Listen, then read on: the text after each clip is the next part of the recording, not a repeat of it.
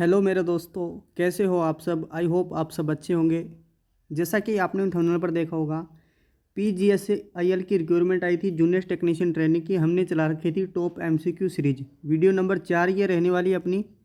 3 video already पहले से channel पर अपलोड हो चुकी है दोस्तों। अगर आप इस वीडियो पर पहली बार क्लिक किए तो प्ले लिस्ट बनी हुई है। ऐसा ही थंबनेल रेड कलर का आपको दिखेगा दोस्तों। हाँ जी, ऐसे ही पर्सन एग्जाम के अंदर पूछे जाने वाले हैं। अगर आप PGCL का एग्ज़ाम देने वाले तो बहुत ही मोस्ट इंपॉर्टेंट ये वीडियो आपके लिए रहने वाली है, क्योंकि मैंने आपके लिए टॉप MCQ इसमें उपलब्ध करवाए हैं। जितना मेरे से हो सके मैंने आपके लिए इतने ही MCQ उपलब्ध कराए हैं। तो चलिए दोस्तों, अपने इसमें जानेंगे 20 MCQ के बारे में। टॉप MCQ जितने भी मैंने आपके लिए लाए हैं उसमें आंसर और क्वेश्चंस। चैनल पर पहली बार विजिट करें तो सब्सक्राइब जरूर कर लें और साथ ही बेल आइकन को प्रेस कर लें, क्योंकि इसी तरह का अपडेट कंटेंट हम आपको प्रोवाइड करवाते हैं। कोई भी वैकेंसी की कोई भी न्यूज़ आती है, उस वैकेंसी का एग्ज़ाम होता है या उस वैकेंसी का एडमिट कार्ड आता है, सबकी नोटिफिकेशन इस चैनल पर अपलोड की जाती है। MCQ की सीरीज अभी अभी भी चलाई है अपने। और टेलीग्राम पर नहीं जुड़े तो टेलीग्राम का लिंक आपके लिए डिस्क्रिप्शन में अवेलेबल करवा दिया है। टेलीग्राम पर जरूर जुड़ जाइएगा दोस्तों, क्योंकि हर तरह की वैकेंसी अपडेट वहाँ पे पहले अपडेट दी जाती है, फिर ही आपके लिए एक वीडियो प्रोवाइड करवाई जाती है दोस्तों। तो चलिए दोस्तों, फाइनली अपनी इस वीडियो को शुरू करते हैं। आज का जो पहला क्वेश्चन है उसको ले लेते हैं। आज का जो पहला क्वेश्चन है उसको ये आपके लिए PDF में मैं प्रोवाइड करवाऊँगा। जब इसके अंदर क्या हो जाएगा, सब कुछ कंप्लीट हो जाएगा, MCQ सारे इसमें प्रोवाइड हो जाएंगे तब, ठीक है। तब आपके लिए ये आज का 20 नंबर क्वेश्चन है। 20 क्वेश्चन लाता हूँ मैं हर वीडियो के लिए। पहला क्वेश्चन उठा लेते हैं। एक मोस्ट इंपॉर्टेंट वीडियो है, सेल और बैटरी से टॉपिक मैंने लाया ही है, क्योंकि सेल और बैटरी के अंदर पूछ सकता है क्वेश्चन। ये सारे के सारे क्वेश्चन लगभग सेल और बैटरी के हैं। तो आई होप आपकी सेल और बैटरी कवर हो चुकी होगी, रिविजन आपका चल रहा होगा, तो MCQ भी आप निकाल रहे होंगे, क्योंकि रिविजन के साथ MCQ भी निकालना बहुत इंपॉर्टेंट हो जाता है जब भी कोई टेक्निकल एग्जाम होता है तो दोस्तों, ठीक है। पहला क्वेश्चन ये कह रहा है कि 3 तार दिष्ट धारा आपूर्ति सप्लाई में जो काला तार है वो किसको दर्शाता है। तो पहली बात मैं आपको बता देना चाहता हूँ कि दिष्ट धारा सप्लाई आपको पता है 2 प्रकार की होती है। एक तो 2 वायर की बात करूँ मैं, वैसे तो बहुत प्रवर्तमान भी होती है, स्पंदमान भी DC होती है, ठीक है। वायर की बात करूँ, एक तो 2 वायर DC होती है, एक 3 वायर DC होती है, ठीक है। तो इसके अंदर तो देखो दोस्तों, इसमें अपने को पूछा है कि इसके अंदर 3 वायर होते हैं। एक तो फर्स्ट वायर, एक सेकंड वायर, एक थर्ड वायर। पहला तार लाल कलर का होता है दोस्तों, ठीक है। लाल कलर का होता है, मैं आपको बता दूं, जो कि धनात्मक सिरे को प्रदर्शित करता है। धनात्मक जो सिरा होता है उसको प्रदर्शित करता है लाल रंग। वहीं मैं आपको 3 तार के लिए बता रहा हूँ दोस्तों। अगर 3 तार माइनस के लिए आए ना ब्लैक, तो ब्लैक यूज़ करना हमेशा, ठीक है। ब्लैक कलर का जो वायर होता है वो ऋणात्मक होता है, माइनस होता है ब्लैक कलर का, ठीक है। अब 3 वायर फिर क्या होगा दोस्तों, ऑप्शन ए की बचा अपने के लिए अर्थिंग। 3 वायर DC के अंदर जो तीसरा जो काला रंग होता है वो किसको प्रदर्शित करता है दोस्तों, अर्थिंग को। यहाँ पे थोड़ी सी मिस्टेक होगी, काला कलर नहीं है, ब्लू कलर है दोस्तों, ठीक है। ब्लू, नीला कलर इसको प्रदर्शित करेगा और रेड कलर इसको प्रदर्शित करेगा 3 वायर के अंदर, और ब्लैक कलर इसको प्रदर्शित करेगा, रिप्रेजेंट करेगा दोस्तों, ठीक है।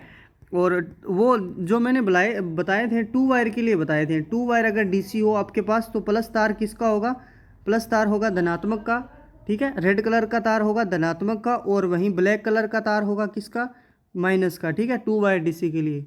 तो आई होप कन्फ्यूजिंग आपकी दूर होगी। अगर मिस्टेक हो गई हो थोड़ी बहुत तो सॉरी, माफ़ करना, क्योंकि कभी कभार ऐसा हो जाता है। ये कैसे होता है मैं आपको बता दूं, क्योंकि आसपास जितनी भी सिचुएशन होती है, मेरे आसपास जितनी भी सिचुएशन, उनका थोड़ा जो माइंड होता है वो थोड़ा सा मतलब डाइवर्ट हो जाता है, ठीक है। तभी हम माइंड उधर चला जाता है और इधर ज़्यादा फोकस नहीं रहता, इसी कारण से होता है। तो सॉरी दोस्तों, माफ़ करना। देखो क्वेश्चन नंबर 2 कह रहा है कि यदि नियॉन इंडिकेटर में इंडिकेटर का एक सिरा प्रकाशित नहीं होता है तो आपूर्ति का प्रकार है। बहुत ही अच्छा क्वेश्चन है आज का, ये इंपॉर्टेंट क्वेश्चन है। आपने पढ़ा होगा तो आपको पता है कि नियॉन टेस्टर का सिंबल यूं करके यू बना होता है, या यूं करके यू बना होता है नियॉन जो सिंबल होता है, ठीक है। इसके अंदर देखो, इसके अंदर यूं प्रकाशित होते हैं, जो प्रकाश होते हैं, ठीक है। इसके अंदर यूं यूं करके प्रकाशित होते हैं। इसके अंदर 2 इलेक्ट्रोड होते हैं, ठीक है। ये आपको दिख रहा होगा, ये न्यून इंडिकेटर का सिंबल है। 2 इलेक्ट्रोड होते हैं, ठीक है। अब ये पूछ रहा है कौन सा एक इलेक्ट्रोड प्रकाशित हो रहा है, मतलब कि ये मान लो इधर वाला ये वाला प्रकाशित हो रहा है, तो कौन सा है। अब मैं आपको बता देता हूँ कि ये क्या है, दरअसल जो सप्लाई का प्रकार है वो जानने के लिए होता है ये सब कुछ, ठीक है, कि सप्लाई कौन सी है, एसी है कि डीसी है। पहला क्वेश्चन था वो भी उसी से रिलेटेड था, ठीक है। अपने सप्लाई का प्रकार जान सकते हैं कि एसी सप्लाई है कि डीसी सप्लाई है, और कलर का पहचान करके, ठीक है, नियॉन इंडिकेटर से। अब देखो मेरी बात सुनो, अगर दोनों इलेक्ट्रोड प्रकाशित होते ना तो प्रत्यावर्ती धारा है, ऐसी प्रकार की सप्लाई है, ठीक है। ऐसी सर इसके नियॉन टेस्टर के दोनों इलेक्ट्रोड अगर जगते हैं तो कौन से हैं, प्रत्यावर्ती धारा है, कन्फर्म है ये। अभी ये क्वेश्चन ये नंबर पूछ रहा है कि एक इलेक्ट्रोड प्रकाशित हुआ है तो दिष्ट धारा नहीं है, दारू नहीं है, टाइपिंग एरर हो जाता है कभी, दिष्ट धारा है दोस्तों, ठीक है। डीसी करंट बोल देंगे अपने, एक प्रकाशित हो रहा है, ठीक है। अब ये क्वेश्चन एक स्टेप आगे चला जाता है, एग्जामिनर होता है वो, एक स्टेप एग्जामिनर आगे चला जाता है और हमसे क्वेश्चन क्या पूछता है, हमसे क्वेश्चन पूछता है कि जो प्रकाशित हुआ सिरा है वो किसको रिप्रेजेंट करता है, प्लस को या माइनस को। वो सिरा है, माइनस है या प्लस है, जो प्रकाशित हुआ हो, मतलब अपने ये नियॉन टेस्टर से लगा कर देखते हैं, कोई भी टर्मिनल उठा के नियॉन टेस्टर से लगा कर देखते हैं, और नियॉन टेस्टर का जो अंदर के इलेक्ट्रोड होते हैं वो प्रकाशित होते हैं, ठीक है। तो वो जो सिरा है प्रकाशित हुआ है, सॉरी इलेक्ट्रोड प्रकाशित हुआ है, वो कौन से सिरे से हुआ और वो सिरा कौन सा है, प्लस है का माइनस है। तो हमेशा बात याद रखना, वो जो सिरा होता है वो हमेशा नेगेटिव का होता है, ठीक है, ऋणात्मक वो सिरा होता है, माइनस का होगा दोस्तों, ठीक है। आई होप समझ में आ गया। तो दिष्ट धारा की सप्लाई है, एक प्रकाश एक जल रहा है, एक जो नियॉन टेस्टर इंडिकेटर है उसका जो इलेक्ट्रोड है, दो इलेक्ट्रोड होते हैं अंदर, एक जल रहा है। देखो क्वेश्चन ऐसे पूछे जाते हैं एग्जाम के अंदर, बहुत बार क्वेश्चन पूछा गया है। सिल्वर नाइट्रेट के घोल में प्रति 8 एम्पीयर की धारा चलने पर 5 मिनट में 15.32 ग्राम की चांदी जमा होती है। तो चांदी का विद्युत रासायनिक तुल्यांक क्या होगा। तो देखो विद्युत रासायनिक तुल्यांक, केमिकल इक्विवेलेंट, वो ईसी बोलते हैं इसको, अभी मेरे को याद नहीं आ रहा। तो देखो जड जड लिखते हैं इसको। तो जड बराबर आपको पता है फॉर्मूला होता है जड बराबर एम इंटू आई टी, ठीक है। इसको अगर कैलकुलेशन अपने करेंगे एम बराबर क्यू भी इसको लिखा जा सकता है, ठीक है। अब क्यों, क्योंकि क्यू बराबर आई टी होता है, ठीक है, क्यू बराबर आई टी होता है, इसलिए आई टी की जगह क्यू आ गया। अपने को ज्ञात करना है क्या, विद्युत रासायनिक तुल्यांक, ठीक है। एम बराबर जेड आई टी होता है, एम बराबर जेड आई टी होता है, एम बराबर जेड अपोन के अंदर क्यू, ठीक है, एम बराबर जेड आई टी, ठीक है। तो इस कैलकुलेशन से अपनी ज्ञात करेंगे, और ये इसको बटे में आ जाएगा, जेड यहाँ पे लिखा जाएगा, ठीक है, एम बटे जेड, एम बटे क्यू, सॉरी एम बटे क्यू बराबर के अंदर जेड, ये रासायनिक तुल्यांक आ जाता है। रासायनिक तुल्यांक का मात्रक क्या होता है, ग्राम प्रति कुलाम। ग्राम प्रति कुलाम कैसे आया, देखो इस फॉर्मूले से आया। ये मास है द्रव्यमान जो कि ग्राम में होता है, और कुलाम क्यू है जो आवेश होता है वो कुलाम में होता है। इस फॉर्मूले से विद्युत रासायनिक तुल्यांक आ गया दोस्तों। अब देखो क्या निकालना है अपने को, क्या दे रखा है फॉर्मूले के अंदर, फॉर्मूले इसके अंदर देखो, क्वेश्चन के अंदर देखो अपने को दे रखी है एम्पियर धारा, ठीक है, 5 मिनट दे रखा है, और द्रव्यमान का मान दे रखा है, विद्युत रासायनिक तुल्यांक अपने को ज्ञात करना है, ठीक है। सिंपल सा क्वेश्चन है, कर देंगे फटाफट से कर लेते हैं जल्दी।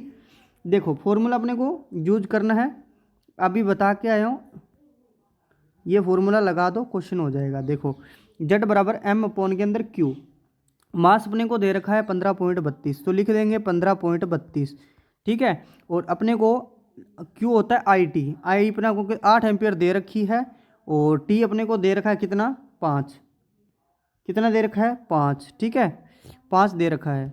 अब देखो अपने क्या करते हैं, जल्दबाजी में सीधे कैलकुलेशन कर देते हैं। एक मिनट में मार्कर चेंज कर लेता हूँ, येलो कलर कर लेता हूँ, ठीक है।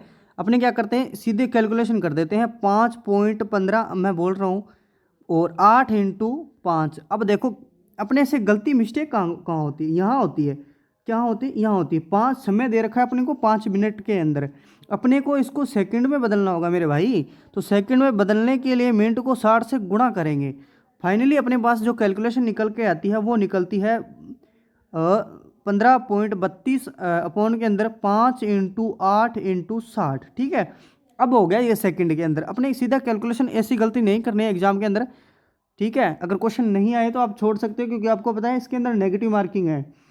तो कैलकुलेशन करेंगे, 5 6 60, 6 5 30 होते हैं, 30 इंटू 8 करेंगे, 30 इंटू 8 करेंगे, 8 3 24, मतलब 2400 आ जाएंगे, नीचे 24 आ जाएंगे, ऊपर आ जाएंगे 15.32 आ जाएंगे। तो कैलकुलेशन करके आंसर कर देना दोस्तों। ऑप्शन नंबर डी इसका राइट आंसर होगा। मैंने तो कैलकुलेशन करके रखी है, आप कैलकुलेशन करके मिलान कर लेना दोस्तों, क्रॉस मैच करवा लेना एक बार, ठीक है। 10 मिनट की वीडियो बन चुकी है। देखो, स्थानीय क्रिया दोष के निवारण के लिए उपयोग करते हैं। अब स्थानीय क्रिया दोष को बोलते हैं लोकल एक्शन दोस्त। लोकल एक्शन जो लोकल होता है, ये होता है दोस्तों प्राइमरी सेलों के अंदर। निवारण के लिए मतलब उसको दूर करना है, हटाना है किसी कारण, किसी भी सिचुएशन में। तो देखो, गैल्वेनाइज एक स्थिति है, टेनिंग एक प्रक्रिया है, अमलगमेशन भी एक प्रक्रिया है। गैल्वेनाइज क्या होता है दोस्तों, मैं आपको बताना चाहूँगा। लोहे पर पारे की जो जस्ते की सॉरी लोहे पर जस्ते की परत चढ़ाने की जो प्रक्रिया होती है, वो उसको क्या कहते हैं, गैल्वेनाइजेशन। ठीक है। टीनिंग किसे कहते हैं, तांबे पर टीन की परत चढ़ाते हैं, टीनिंग कहलाती है। अमलगमेशन वहीं मैं बात करूं तो जस्ते पर पारे की परत चढ़ाना, जस्ते पर पारे की परत चढ़ाना अमलगमेशन कहलाता है। ठीक है।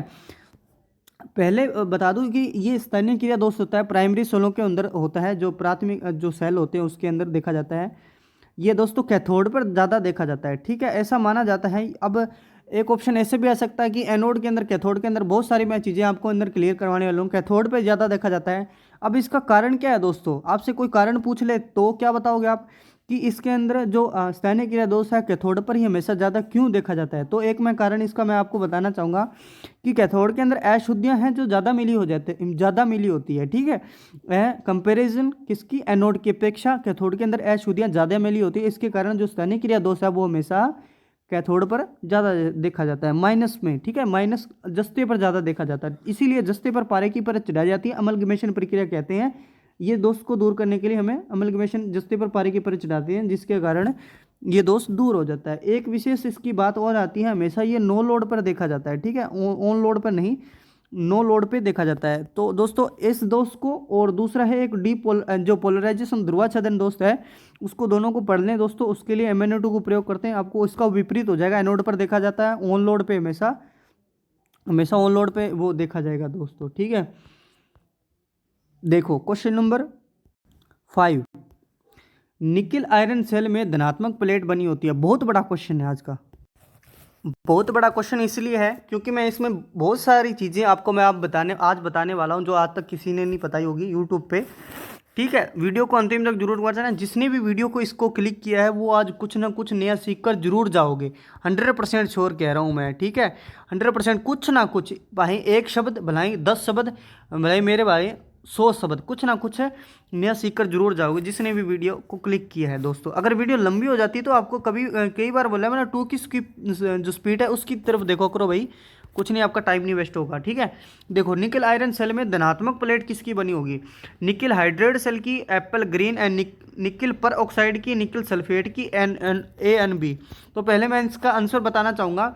जो निकिल आयरन सेल होता है उसके अंदर निकिल हाइड्रो ऑक्साइड प्लस के अंदर निकिल एप्पल ग्रीन निकिल पर ऑक्साइड की प्लेट बनी होती है धनात्मक। ठीक है, इस निकिल सल्फेट होती है वो माइनस की प्लेट होती है निकिल आयरन सेल के अंदर। जो निकिल आयरन सेल होता है उसमें अंदर अपने के अंदर पूछ ले कि नेगेटिव प्लेट किसकी बनी होती है, निकिल सल्फेट कर देंगे। अभी के लिए इसका आंसर A&B होगा दोस्तों। अब इसमें 2-4 बातें हैं जो मैं अपने की तरफ से ऐड करवाना चाहता हूँ। जैसे दोस्तों इसकी जो पॉजिटिव की प्लेट होती है उसके अंदर 17% तो मिलाया जाता है। 70 जो लिख लेना दोस्तों, आंकड़ा कहीं नहीं मिलेगा, ये स्टिंग का आंकड़ा है। 17% ग्रेफाइट की मात्रा मिलाई जाती है इसकी पॉजिटिव प्लेट के अंदर। ठीक है, पॉजिटिव प्लेट के अंदर 17% ग्रेफाइट की मात्रा मिलाई जाती है। 2% की जो मात्रा मिलाई जाती है वो मिलाई जाती है बेरियम ऑक्साइड की मात्रा मिलाई जाती है 2%। ठीक है, अब ये दोस्तों क्वेश्चन एग्जाम के अंदर आता है कि इसकी क्यों मिलाई जाती है, इसका रीजन क्या है। रीजन सही बताऊंगा आपको। ग्रेफाइट पहला मैं ले रहा हूं कि ग्रेफाइट की अपनी 17% ग्रेफाइट मात्रा क्यों मिलाई, तो लिख लेना कॉपी के अंदर कि प्लेट्स की जो चालकता है उसमें वृद्धि करने के लिए, साफ साफ एग्जाम के अंदर क्वेश्चन आता है कि चालकता में वृद्धि करने के लिए 17% अपने ग्रेफाइट मिलाते हैं निकिल आयरन सेल की पॉजिटिव प्लेट के अंदर। वहीं इसके लिए देखें तो 2% बेरियम ऑक्साइड क्यों मिलाया, तो पॉजिटिव जो प्लेट होती है उसकी जो लाइफ टाइम बढ़ाने के लिए, ठीक है, उसकी जो जीवन काल है वो अधिक करने के लिए हमने 2% बेरियम ऑक्साइड मिलाया पॉजिटिव प्लेट के अंदर। ठीक है, और इसके अंदर आपको पता है कि जो इलेक्ट्रोलाइट होता है वो क्या होता है, LiOH। सिंपल मैं लिख रहा हूँ, आपको पता है तो लिथियम हाइड्रोक्साइड और पोटेशियम हाइड्रोक्साइड। लिथियम हाइड्रोक्साइड की आपको पता है कि मात्रा कितनी होती है? 79। क्यों? इसकी मात्रा कैसे पता लगी? क्योंकि आपको पता है कि आपकी कोई सी भी बुक उठा के देख लो, उसमें इसकी मात्रा कितनी KOH पोटेशियम हाइड्रोक्साइड की मात्रा दी हुई 21%। अब आपको पता है कि एक 100% अपने मान के चलेंगे, इलेक्ट्रोलाइट जितना भी है 21% KOH डाल दिया, जो बाकी बचा है वो कितना होगा? फिर ये इतना होगा 79 KOH। LiH लिथियम हाइड्रोक्साइड होता है दोस्तों, उसमें वो ये ज़्यादा क्यों रखा जाता है? क्यों? क्योंकि धारिता में वृद्धि करने के लिए, ठीक है, जो बैटरी है उसकी धारिता में वृद्धि करने के लिए LiOH लिथियम हाइड्रोक्साइड की मात्रा हमेशा ज़्यादा रखी जाती है, ठीक है। एक बात और मैं बताना चाहूँगा आपको, जो पॉजिटिव प्लेट होती है इसकी निकिल आयरन सेल और उसकी positive plate and negative plate के बीच में एक क्या उपयोग कर देते हैं? सेपरेटर के बीच में, ठीक है, जी की प्लेटें क्या है? शॉर्ट ना हो। सेपरेटर के बीच में एक विशेष पदार्थ उपयोग करते हैं जिसका नाम होता है एबोनाइट। दोस्तों लिख लेना, ठीक है, एबोनाइट पदार्थ का उपयोग करते हैं। आई होप इतनी बातें आपको अच्छी लगी होगी। अगर अच्छी लगे तो प्लीज़ लाइक जरूर कर दें यार, बहुत मेहनत लगती है ऐसी चीज़ें आपको प्रोवाइड करवाने के लिए, बहुत टाइम वेस्ट होता है दोस्तों, ठीक है। तो देखो क्वेश्चन नंबर 6 की तरफ। आज तो 16 मिनट की लगभग वीडियो बन चुकी है और 6 ही क्वेश्चन हुए हैं, जल्दी जल्दी करते हैं दोस्तों। एक सीसा संचायक सेल में इलेक्ट्रोलाइट, मतलब जो इलेक्ट्रोलाइट डाला है, जो इलेक्ट्रोलाइट में अम्ल व जल के अनुपात को रखा जाता है। सिंपल सा याद रखना कि दोस्तों अम्ल की मात्रा हमेशा क्या होती है? अम्ल की मात्रा क्या होती है? कम होती है, ठीक है, अम्ल की मात्रा हमेशा कम होती है। तो देखो जल की मात्रा क्या होती है? हमेशा ज़्यादा होती है। 75% इसके अंदर जल रखा जाता है और 1% हमेशा ओनली अम्ल ही रहता है। अब ये क्वेश्चन उठता है कि मिलाते समय अपने अम्ल को जल में मिलाते हैं या जल को अम्ल में मिलाते हैं? तो देखो दोस्तों सिंपल सी ट्रिक याद रखना कि अम्ल को जल में मिलाते हैं, क्योंकि जल को अम्ल में मिलाने पर जो अम्ल होता है, अम्ल जो होता है वो ऊपर उठ जाता है, आपको मुंह पे छांटे गिरने की ज़्यादा संभावना रहती है, ठीक है। इसीलिए जल में, ये जल का कोई पात्र उसमें थोड़ा थोड़ा करके, ठीक है, अम्ल को जल में मिलाया जाता है, थोड़ा थोड़ा करके, बूंद बूंद डाल के दोस्तों, ऐसा नहीं फुल एकदम से, बूंद बूंद तरीके से, बहुत सावधानियां रखनी पड़ती है दोस्त मेरे। देखो क्वेश्चन नंबर 7 आ गया ना पूरा स्क्रीन पे। यदि इलेक्ट्रोलाइट का अपेक्षित घनत्व का मान जल के अपेक्षित घनत्व के मान के बराबर हो जाए तो उस समय टर्मिनल वोल्टेज का मान क्या होगा? देखो मेरे दोस्त, इसमें आपको एक सिंपल सा ट्रिक याद रखना, थोड़ा सा आप इसमें दिमाग यूज करेगा तो क्वेश्चन आप अपने आप हल हो जाएगा। थोड़ा सा भी देखो इकाई है, अनंत हो जाएगा, शून्य हो जाएगी वोल्टेज, या टर्मिनल वोल्टेज का मान 1000 वोल्ट हो जाएगा।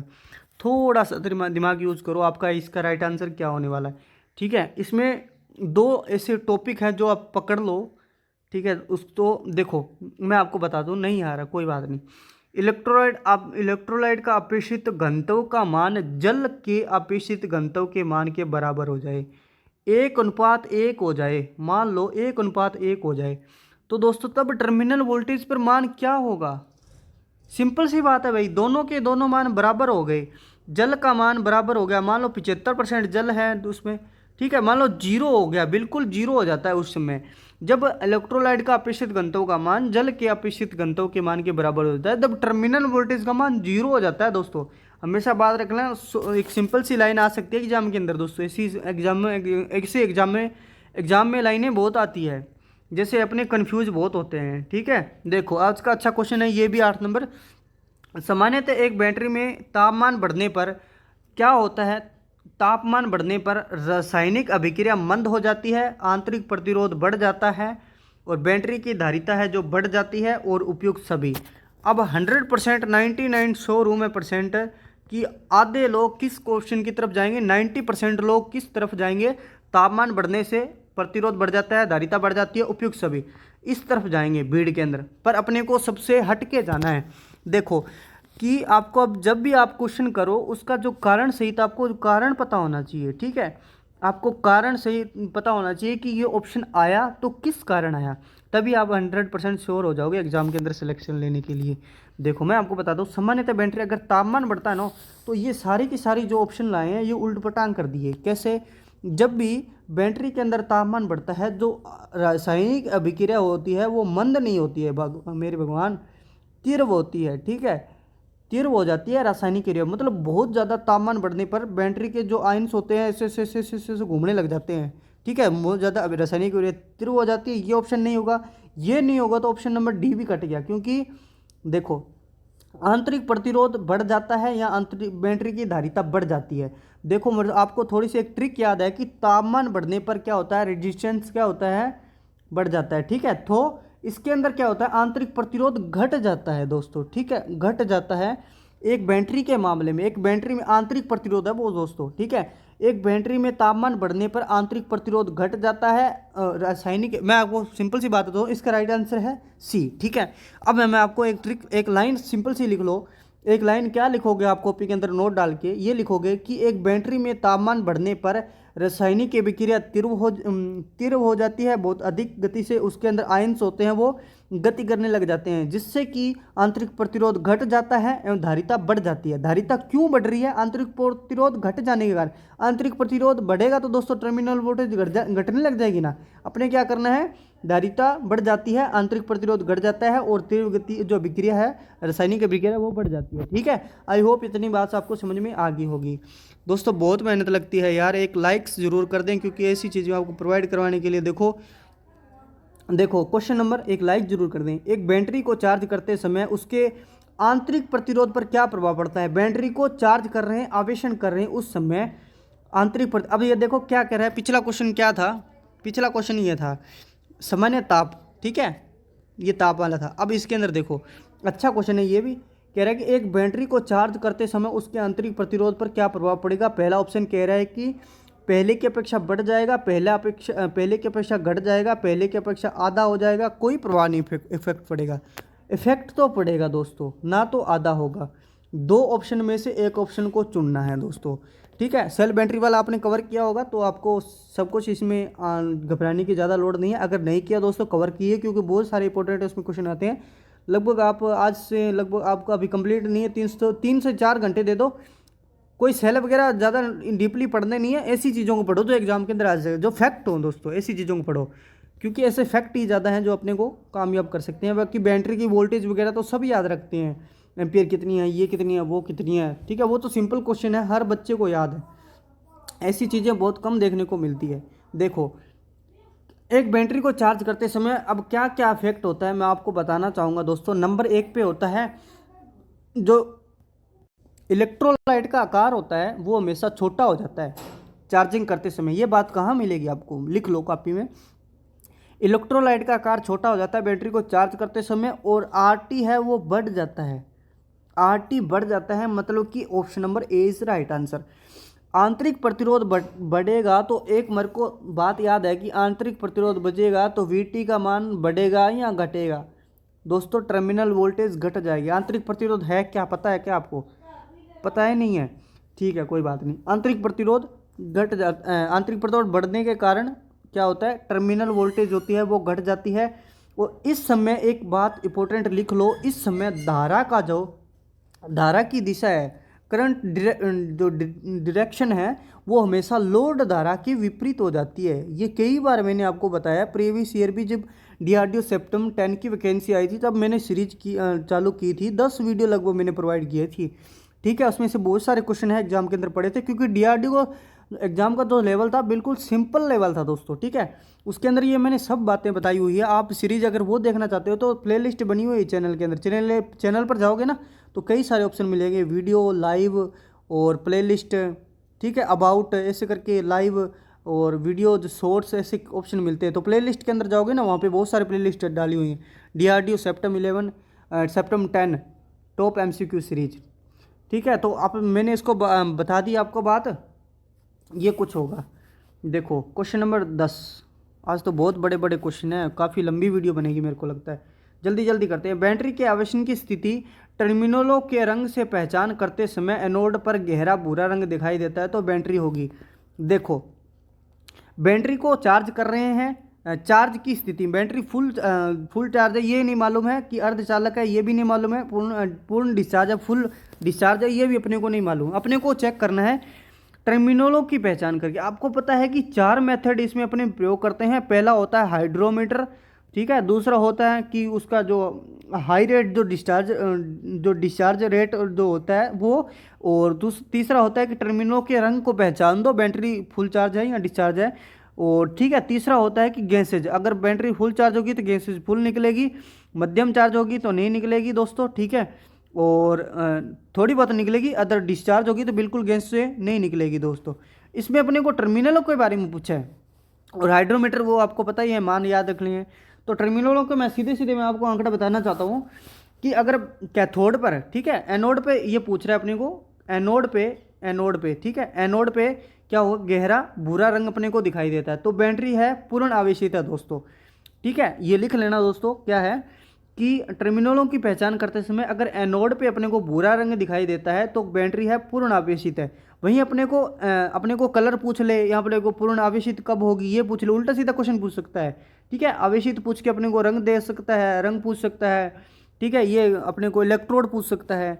अब यहीं पे अपने मैं बात करूँ, कैथोड आ जाए दोस्तों, ठीक है, क्या आ जाए, कैथोड आ जाए, तो उसका रंग क्या होगा, और बैटरी आवेशित होगी, पूर्ण आवेशित होगी या अर्ध आवेशित होगी या पूर्ण डिस्चार्ज होगी।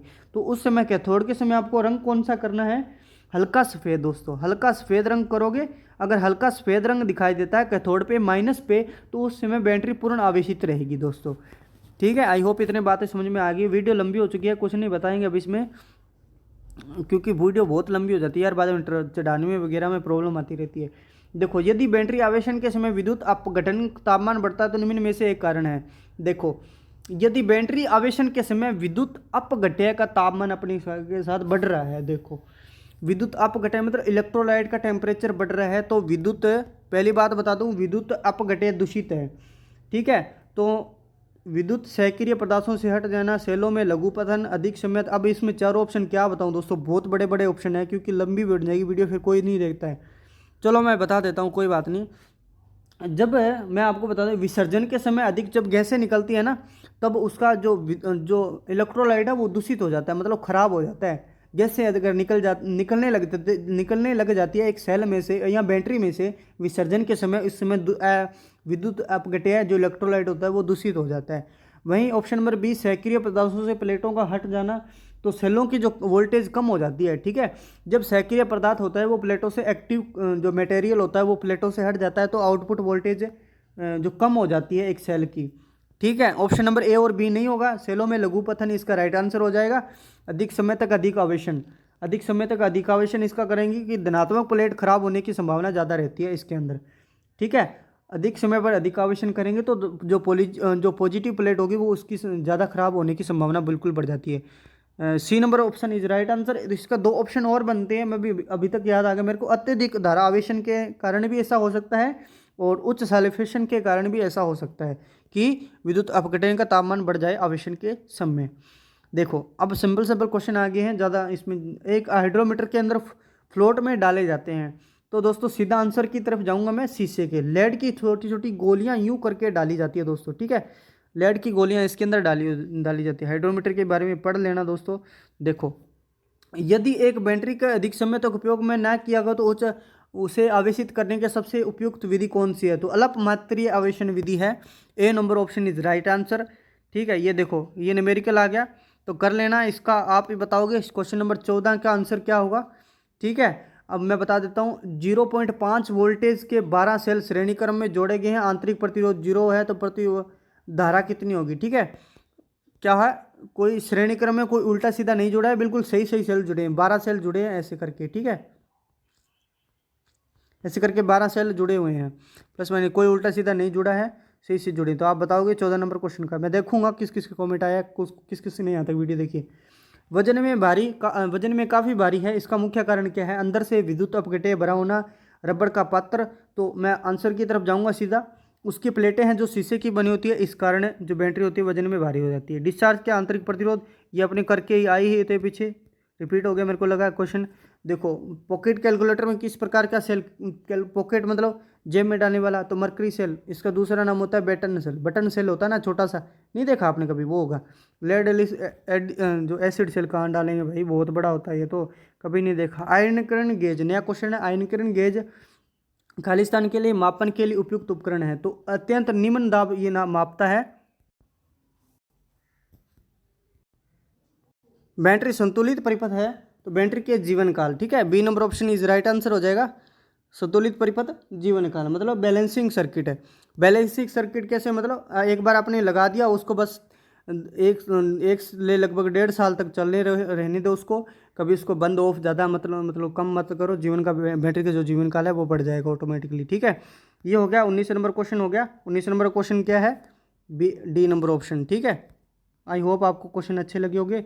प्लीज़ अच्छा लगे तो प्लीज़ लाइक ज़रूर कर दें यार, क्योंकि ऐसी चीज़ें बहुत मुश्किल से लाई जाती है। पहले उसको लिखा जाता है, फिर उसको समझा जाता है, फिर आपके लिए ये वीडियो प्रोवाइड की जाती है। तो अच्छी लगे तो प्लीज़ लाइक ज़रूर कर दें यार। तो आपने देख ही लिया होगा, इसका मरकरी सेल हो जाएगा। ठीक है, दोबारा बताने की ज़्यादा आवश्यकता नहीं है। डिस्चार्ज सेल का आंतरिक प्रतिरोध, वही एक क्वेश्चन रिपीट होंगे। तो ये है आपके एमसीक्यू, जो जितने भी एमसीक्यू हैं उसके आंसर। ठीक है, इसी के हैं। अब कल नेक्स्ट और वीडियो नंबर 6 प्रोवाइड हो जाएगी। कितनी, वीडियो नंबर 6 प्रोवाइड हो जाएगी। तो अपने दोस्तों के शेयर ज़रूर कर दें यार, क्योंकि ये एमसीक्यू सीरीज चला रखी है। टॉप एमसीक्यू लेवल है। आपको लगे या नहीं लगे हैं टॉप, हमें कमेंट करके ज़रूर अपनी राय है कमेंट बॉक्स में ज़रूर लिखना, ताकि हमें भी थोड़ा सा एहसास दिला सकें कि हम कैसा कंटेंट आपको प्रोवाइड करवा रहे हैं दोस्तों। अगर बुरा लगे तो कमेंट करके ज़रूर बताना, हम उसमें से थोड़ा सा सुधार करेंगे। ठीक है, आज के लिए इतना ही, धन्यवाद। कुछ भी कमियां रहती है तो कमेंट कर दिया करो दोस्तों, हम उसमें सुधार करने में लगेंगे। आज के लिए इतना ही, धन्यवाद दोस्तों। फाइनली अपने मिलते हैं नेक्स्ट वीडियो में। आपका यहाँ तक जुड़ने के लिए बहुत बहुत धन्यवाद।